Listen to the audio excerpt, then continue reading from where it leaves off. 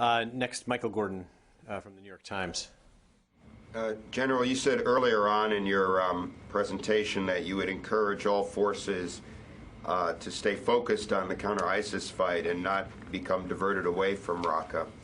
Are you seeing specific preparations or actions on the part of the Turkish military, or are you concerned by certain statements they may have made that lead you to think that perhaps their next objective might be Manbij and not Raqqa? Why did you feel the need to make that assertion?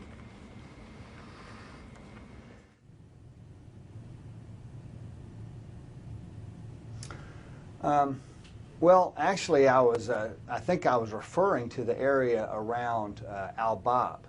And Michael, as you know, and many of you in the room there probably know, that around Al-Bab, all the forces that are acting in Syria have converged literally within hand grenade range of one another. Just this week, we have seen, last week we saw Turk proxy forces, fighters, converge with Syrian regime and Syrian proxy fighters. ISIS being in the mix there.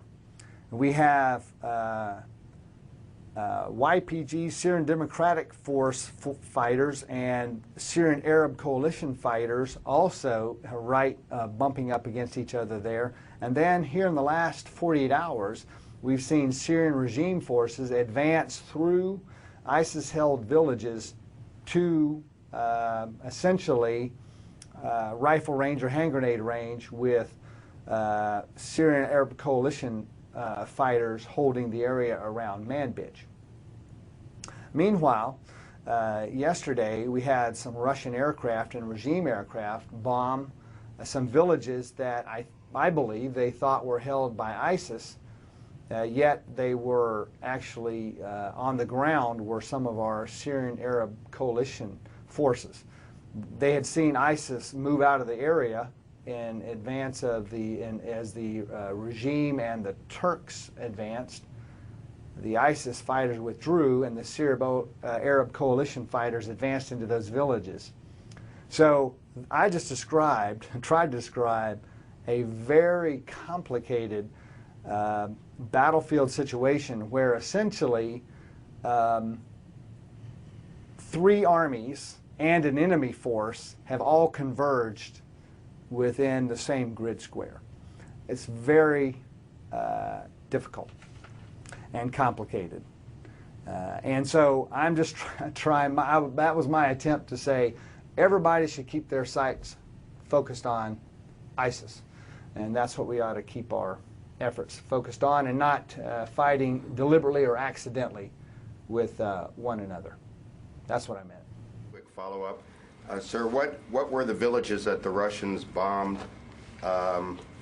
Were there any U.S. or coalition advisors with the Syrian Arab Coalition in that vicinity when they were bombed? And have there been communications with the Russians about this?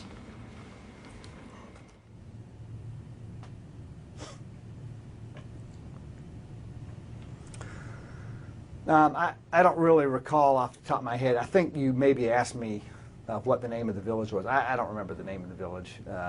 They're just a bunch of little villages in the area there, south and east of Al-Bab. There were U.S. forces in the area, not that close. They were 4 or 5 kilometers away. Because remember, we're not fighting, we're not at the front, we're advising at command echelons a little bit farther back. So they were back, they observed these strikes. It became apparent that the strikes were falling on some of the Syrian Arab Coalition positions. And some quick calls were made through our deconfliction channels, and the Russians acknowledged and stopped bombing there. And so we worked out an arrangement, a deconfliction. This is something that goes on daily in the air, not every day on the ground, but daily in the air. There's a deconfliction arrangement with the Russians. And we used that mechanism, and it worked. Arab coalition, Syrian Arab casualties as a result of the Russian bombing?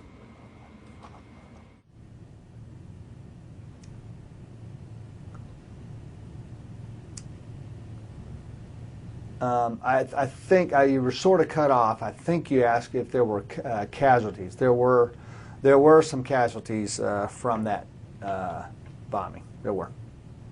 Among the SAC forces, among the Syrian Arab Coalition forces, they took some casualties.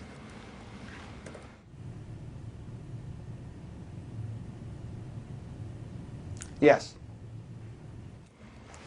Next we'll go